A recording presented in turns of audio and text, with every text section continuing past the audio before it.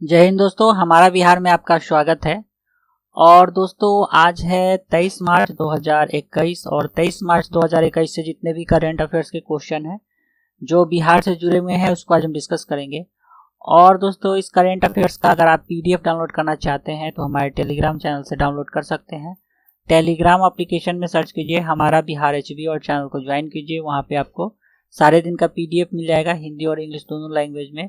और दोस्तों इस एपिसोड के लास्ट में मैंने रिवीजन का 2 प्रश्न रखा है जिसका आंसर आप लोग को कमेंट बॉक्स में देना है, तो लास्ट तक बने रहिए। तो चलिए शुरू करते हैं। तो दोस्तों आज का पहला प्रश्न है, हाल ही में किस जिला के छात्रों द्वारा तैयार किया गया एयर वाटर जनरेटर। ठीक है, एयर वाटर जनरेटर को सरकार के द्वारा मंजूरी दी गई है। तो यह जो तैयार किया गया है दोस्तों ये गया जिला के छात्रों के द्वारा किया गया है। डी ऑप्शन सही हो गया।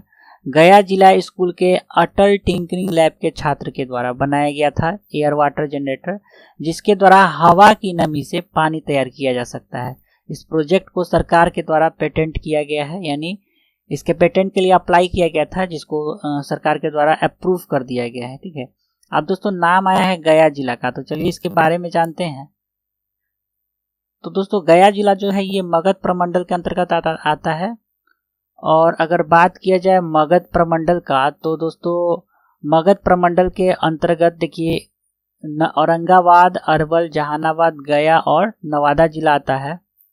और बिहार के मैप में अगर बात किया जाए गया जिला का तो देखिए गया जिला का सीमा जो है दोस्तों औरंगाबाद, अरवल, जहानाबाद, नालंदा और नवादा जिला से सटा हुआ है। इसके अलावा नीचे का जो क्षेत्र है दोस्तों ये झारखंड का है, बिहार के जस्ट नीचे। तो गया जिला का सीमा झारखंड से भी सटा हुआ है। और गया जिला का स्थापना जो हुआ है 1865 में हुआ है। यहाँ का प्रमुख नदी फल्गु है। फल्गु नदी की लंबाई बिहार में 235 किलोमीटर है। फल्गु नदी को निरंजना नदी के नाम से भी जाना जाता है। बिहार में सबसे अधिक गर्मी और सबसे अधिक ठंडा जो है ये गया जिला में पड़ता है। गौतम बुद्ध अभ्यारण्य गया में है। गौतम बुद्ध को ज्ञान की प्राप्ति निरंजना नदी के किनारे हुई थी। विष्णुपद मंदिर गया में है जिसका निर्माण अहिल्याबाई ने करवाई थी जो कि इंदौर की महारानी थी।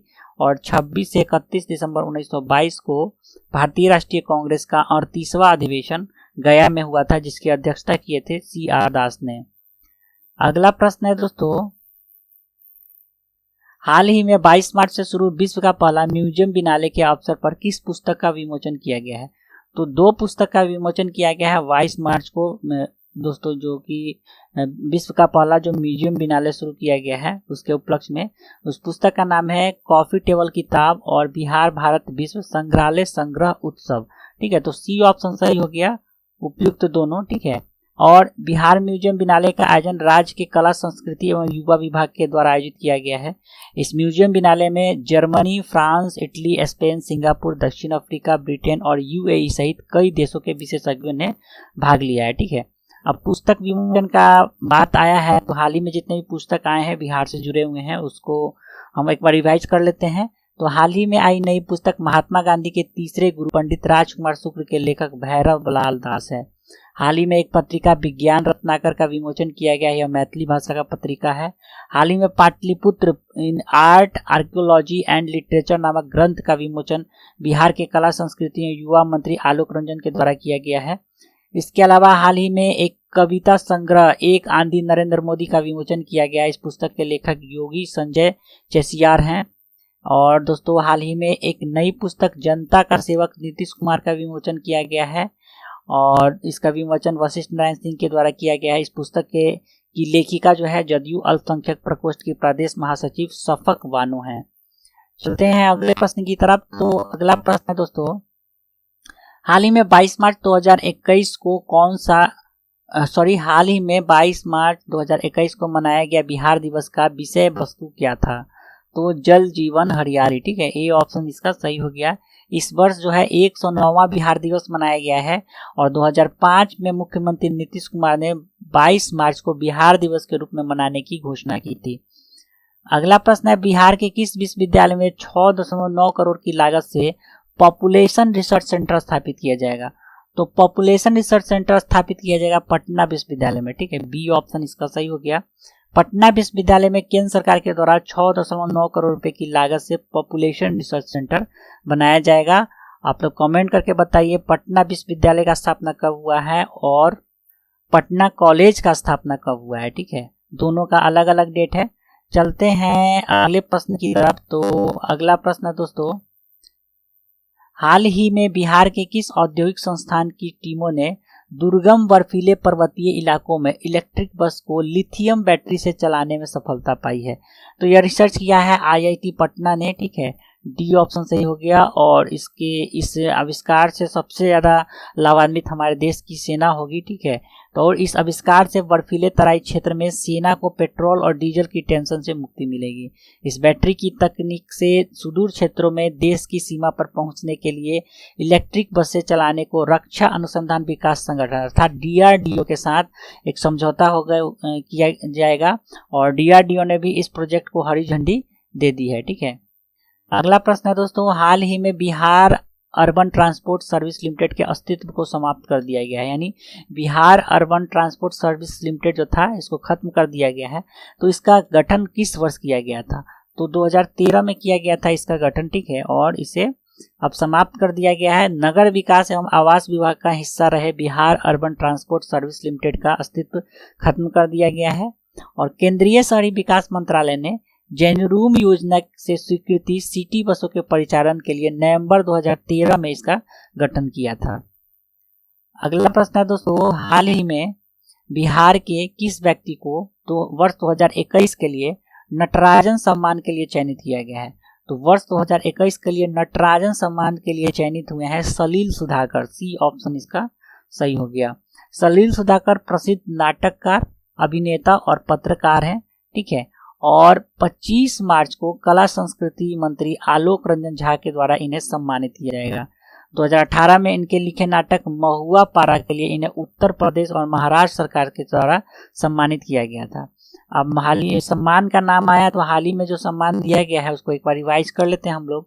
तो वो हाल ही में बिहार के सोनू कुमार झा को साहित्य अकादमी युवा पुरस्कार के लिए चुना गया है। हाल ही में बिहार के हुसैन उल हक को उर्दू साहित्य में साहित्य अकादमी पुरस्कार से नवाजा गया है। हाल ही में प्रसिद्ध साहित्यकार कमलकांत झा को उनकी रचना गाछ रुसल अच्छी के लिए मैथिली का साहित्य अकादमी पुरस्कार दिया गया है। हाल ही में बिहार की डॉक्टर अनामिका को उनके टोकरी में उनका एक रचना है टोकरी में दिगंत थेरी गाथा रचना के लिए साहित्य अकादमी पुरस्कार 2020 से सम्मानित किया गया है। हाल ही में साहित्य अकादमी पुरस्कार 2020 का बाल साहित्य पुरस्कार मैथिली भाषा के लिए सियाराम झा सरस को चुना गया है। यह पुरस्कार सियाराम झा की रचना सोनहुला इजोत बाला खिड़की के लिए प्रदान किया जाएगा।